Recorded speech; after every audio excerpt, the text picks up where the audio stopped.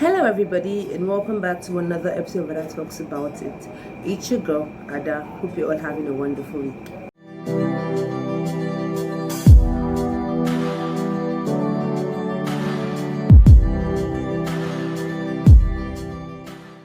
It's been a really rough week for everyone with the whole rape campaign thingy going on in Nigeria as a whole. And I mean, wherever I go to, whatever social media platform I go to, I see say no to rape. People are campaigning for this whole rape thing because of, the rape incident that happened recently. So it made me decide to talk about rape in my video today. Don't mind me, like, I'm sorry this video is coming out late.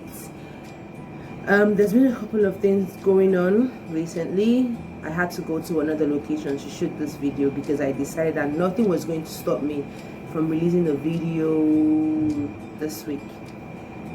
So I will be talking about rape, and it might get a bit personal at some point. I'll try as much as I can to keep it professional. But rape is a touchy subject for me. So today I'll be sharing a couple of rape experiences a couple of rape experiences and near rape experiences. The people that went through these experiences, the people that I got the stories from are remaining anonymous. So I will not be, putting their names or identity out there. So okay. Well, let's just dive right into it. The first one is how do I start this? So it's a lady. I know guys experience rape too, but this is a lady story. So yeah, well, she was a student in school, and she went for her internship. In 300 level, most students do their IT in every school. It's like a normal thing for every school for students to do their internship in 300 level. So she went for her internship somewhere, and one of the days where she was working, one of her working days, she met a man. The man was not really working there, but he came for business there, and he was into something relating to what she was doing. So, he offered her an opportunity, told her to meet up with him and they could talk about, helping her to go to the next level. And being a very ambitious person, she accepted to, meet up with the man. So she was going somewhere that day and he asked her to go with him. He looked responsible, so, she went with him. And yeah, after everything, they ended up in a hotel and he told her to meet up at the reception. Now, she was surprised because she wasn't expecting a hotel, but she decided to keep quiet about it and, go with the flow. Well, they eventually went upstairs to the hotel room. Initially, the hotel door was open, so she was a bit comfortable, but along the conversation, they were really talking business, so she felt, okay, this man is genuine. So along the conversation, he jammed the door and she was frightened, but she started observing the room and checking if it's somewhere she could scream for help, if something went wrong. She kept quiet, and the next thing, he came onto her and was trying to force himself on her. So she was like, no, she was trying to act all like she didn't understand what he was trying to do. But then the man told her a funny story of how he owned a gun and how he was robbed one day and how he was able to escape because he had a gun. So he told her he had the gun there with him and, kind of threatened her and told her to pull off her clothes forcefully. Now, at this point, she panicked because she knew the man really meant business.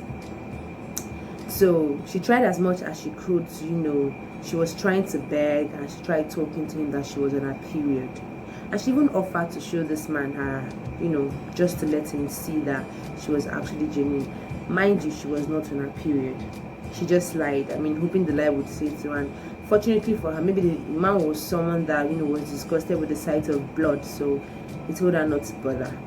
And then, in the heat of the moment, she promised she wanted to go back to school. She wanted to go to school that day, that she was going to come back, and when she comes back, he would be the first person she was going to call and they would meet up and do whatever it is the man had in mind. And Stupidly, the man fell for it. And that was how she escaped that day. If not, she would have been raped. Sometimes I get tempted to ask this question. Why rape? I mean, why on earth do you have to rape a lady? Like, I mean, you're sexually aroused. You want to have sex. There are 1,000,001 girls out there that would willingly give themselves to you. There are ladies on the streets that sleep with random men professionally. That is what they do for a living. Why don't you just walk up to one of those ladies and satisfy yourself?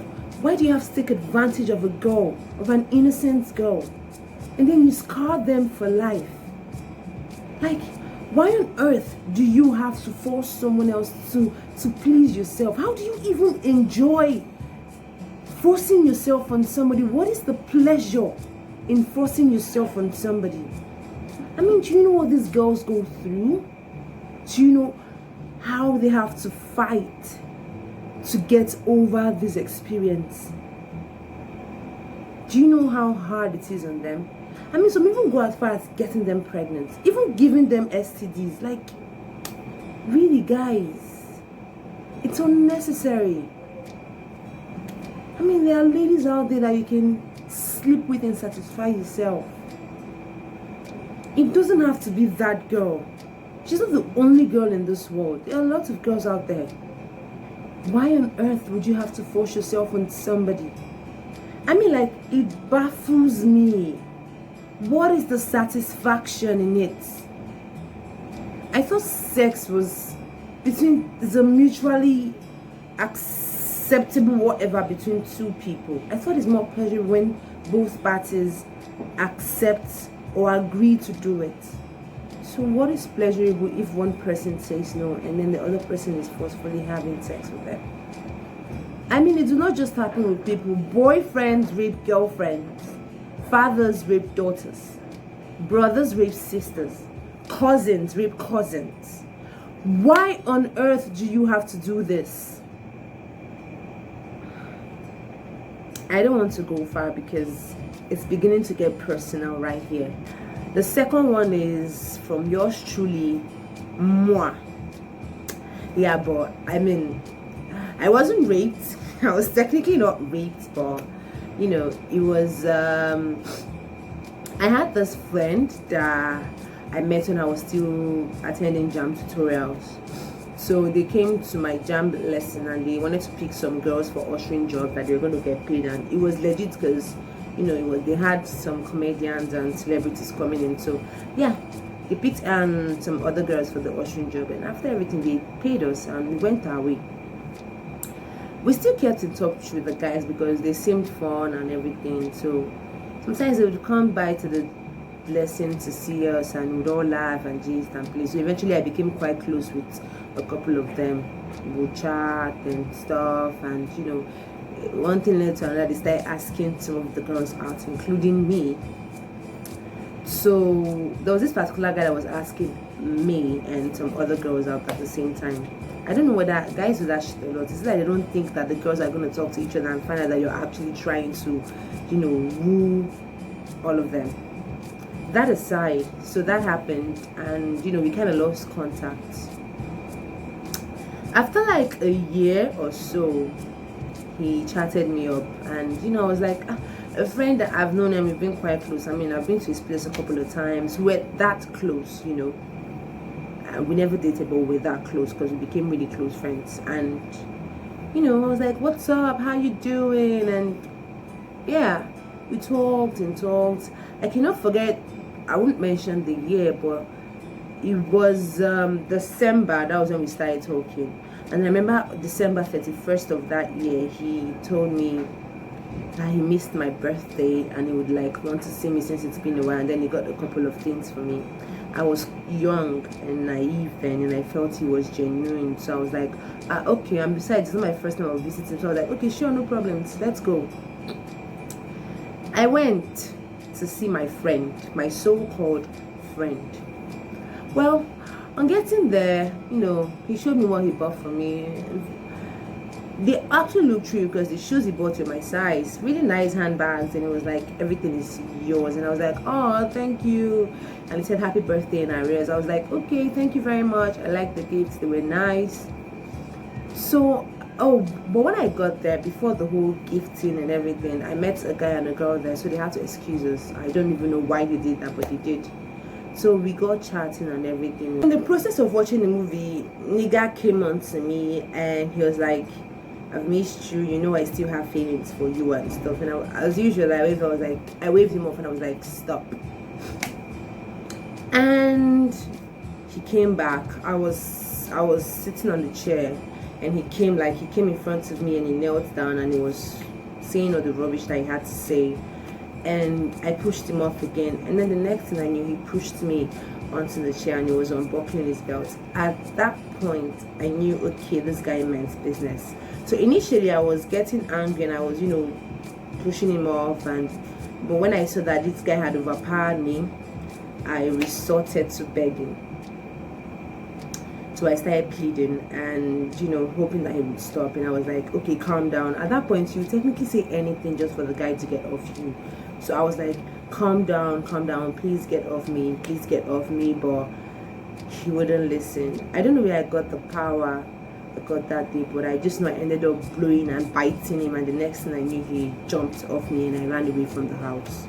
He begged me to come back inside the house and was telling me it was a mistake, it was the devil, and I should just come pick up the stuff he bought for me, and I could go, that he was never going to touch me again. In fact, to prove to me that he didn't intend to do that, he's not going to touch me. I should come to the house and see if he's going to touch me. I mean, if you were a leader and you were in my shoes, would you go back to the house? No, I told him he should keep the gifts to himself. I was no longer interested in the gifts. And I took the next bike and I went home. I remember telling my mom that story. It was because that happened on the 31st of December, and I was like, imagine me going to the new year with rape.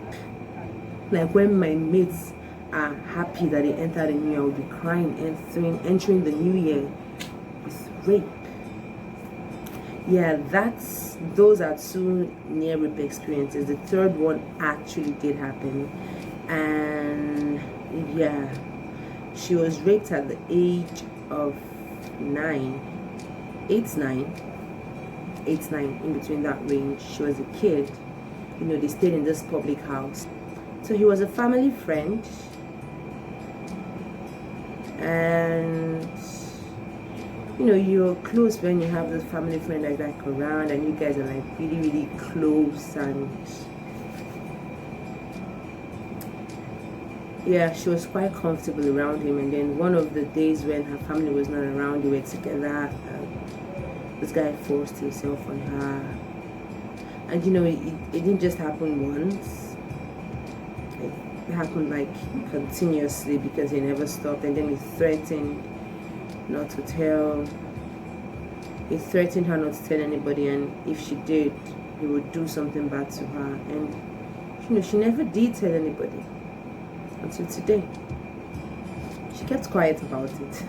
She didn't say anything to anybody until she opened up to me, and that's why she's really anonymous. So yeah, that happened. So about rape cases, do you guys think, and the worst thing is, these guys don't understand that most of these girls get scarred for life. Like, it affects them for life. Some people struggle to get over it, some never get over it. This is a serious matter. And some ladies, they just keep quiet, they don't say anything. Do you guys think that because there are so many girls out there that have gone through rape and they just don't say anything about it? They just keep it to themselves for reasons known to them. Do you guys think it's okay for a lady to keep quiet when she's being raped? Because sometimes they don't just feel comfortable talking about it, and I understand. So do you guys think that they should speak up? And how do you think we ladies can, help ourselves and avoid situations like this? Because you can't say she's dressing indecent. There are girls that still dress decent, all covered up, and they are still raped. There are girls that are looking so tattered, and yet they are still raped. So it's not even just about their looks or how they dress. How do you think we ladies can avoid these things coming to us? And what do you think should be done to men that rape women? What do you think should be done to them? Whew, okay, that was a bit serious. Anyway, so guys, yeah, that's it for today's episode. If you have any story that happened to anybody, or maybe it happened to you or anybody that you know, a family, a friend, a close relative, you can just drop it in the comment section there. You don't have to mention any names. And if you know anything we can do to help the situation and what should be done to men that rape women, just drop it in the comment section.